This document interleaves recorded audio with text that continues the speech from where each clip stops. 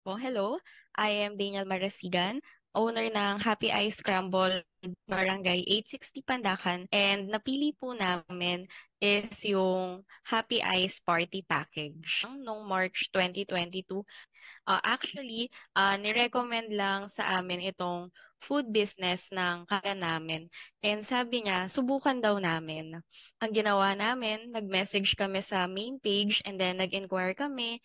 And then after that, nagkaroon kami ng Zoom meeting with Miss Gretchel. Actually, bago kami nagsimula nung operation ng aming business, nag-provide ng training and assistance yung main office to oversee the training and turnover ng supplies. So sa simula pa lang, hindi kami nahirapan kasi nag-guide kami ng maayos kung paano namin gagawin yung process ng pagbuo ng scramble and kung paano yung operations para mas mapadali siya. Yung trainer, na-explain niya ng maayos yung paggawa ng scramble, kaya madali namin siyang natutunan.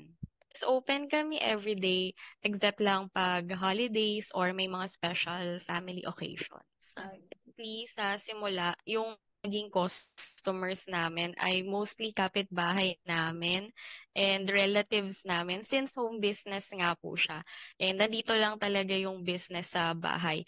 Pero eventually, dumami yung customers namin through our FB page and through our posting sa mga FB groups. And then, nakatulong din na yung business po namin ay nasa Food Panda. So, mas malawak yung reach ng customers namin and mas dumami yung customers namin ngayon. And base dun sa aming sales report, ang pinakalaking benta namin in a day ay umaabot sa 4,000 to 6,000 a day. May maraming positive feedback from our customers.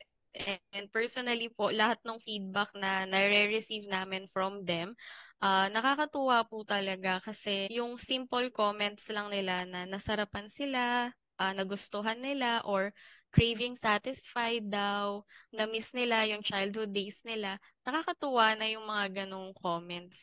And meron din kaming minsan comments na nare-receive na sulit sa pang aming Happy Ice Scramble and hindi raw tinipid sa toppings and sa laman. So, yung mga simple comments from our customers na ganun, nakakatuwa and nakaka-proud din po talaga siya. And to add din, na-appreciate din po namin yung customers namin na naging suki na namin or paulit-ulit na bumibili sa amin. Yung iba, inaraw-araw po talaga nila yung pag-order and yung iba naman na customers namin na naging suki namin, outside Metro Manila pa po sila umu-order. So talagang willing sila na mag-antay talaga for the scramble.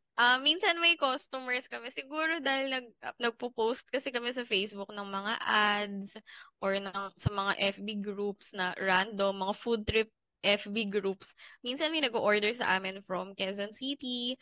And then, ang pinakamalayo siguro na nakapag-deliver kami is from Cainta. Nakakatuwa. Pero yung mga suki po namin, they're willing to wait. So, we do our best po to deliver the scramble na quality pa din.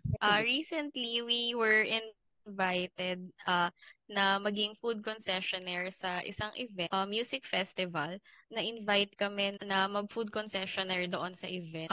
Nung na-receive namin yung invitation, uh, nag-yes naman kami and sabi namin, we're willing to go and tignan natin kung kakayanin. And nung nagpunta kami dun sa event, actually nasabi na sa amin na yung number of concert goers ay aabot sa nasa 8,000 to 9,000. Salamat naman, after ng event, naging successful siya and masaya kami kasi na-sold out po.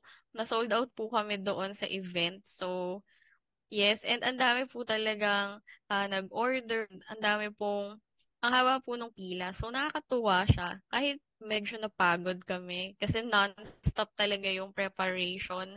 Pero at the end of the event, nakakatuwa po talaga siya kasi ang daming nag-order and ang daming nag-enjoy. And as for the sales po, base po sa computation namin, dun sa event na inattenda namin, naka more or less 50K po kami dun sa event. Pero minus po yung expenses and yung mga binayaran pa po namin.